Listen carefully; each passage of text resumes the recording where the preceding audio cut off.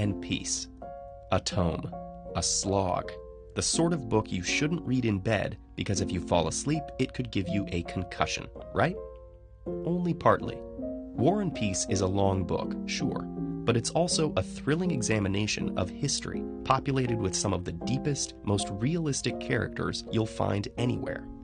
And if its length intimidates you, just imagine how poor Tolstoy felt.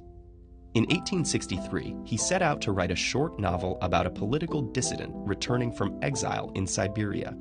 5 years later, he had produced a 1,200-page epic featuring love stories, battlefields, bankruptcies, firing squads, religious visions, the burning of Moscow, and a semi-domesticated bear. But no exile and no political dissidents. Here's how it happened. Tolstoy, a volcanic soul, was born to a famously eccentric aristocratic family in 1828.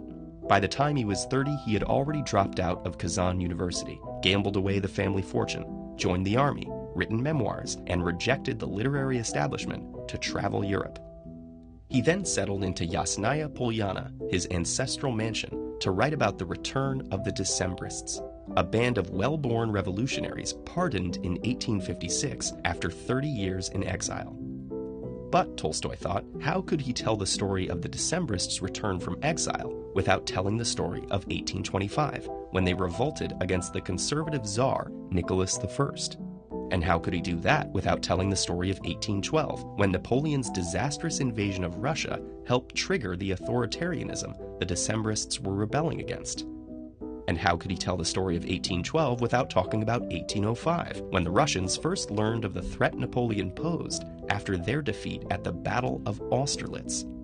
So Tolstoy began writing, both about the big events of history and the small lives that inhabit those events. He focused on aristocrats, the class he knew best. The book only occasionally touches on the lives of the vast majority of the Russian population, who were peasants or even serfs, farmers bound to serve the owners of the land on which they lived. War and Peace opens on the eve of war between France and Russia. Aristocrats at a cocktail party fret about the looming violence, but then change the topic to those things aristocrats always seem to care about: money, sex, and death. This first scene is indicative of the way the book bounces between the political and personal over an ever-widening canvas. There are no main characters in War and Peace. Instead, readers enter a vast interlocking web of relationships and questions. Will the hapless and illegitimate son of a count marry a beautiful but conniving princess? Will his only friend survive the battlefields of Austria? And what about that nice young girl falling in love with both men at once? Real historical figures mix and mingle with all these fictional folk. Napoleon appears several times, and even one of Tolstoy's ancestors plays a background part.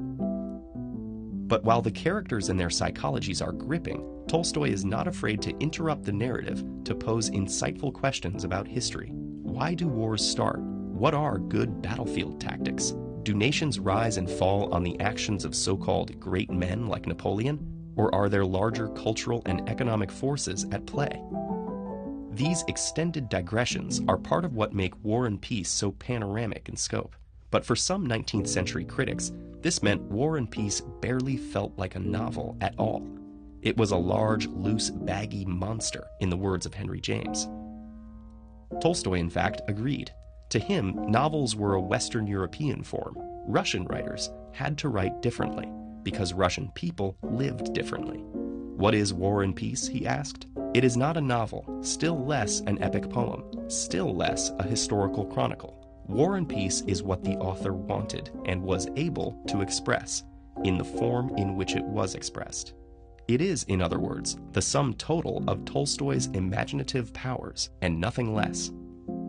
By the time War and Peace ends, Tolstoy has brought his characters to the year 1820, 36 years before the events he originally hoped to write about. In trying to understand his own times, he had become immersed in the years piled up behind him. The result is a grand interrogation into history, culture, philosophy, psychology, and the human response to war.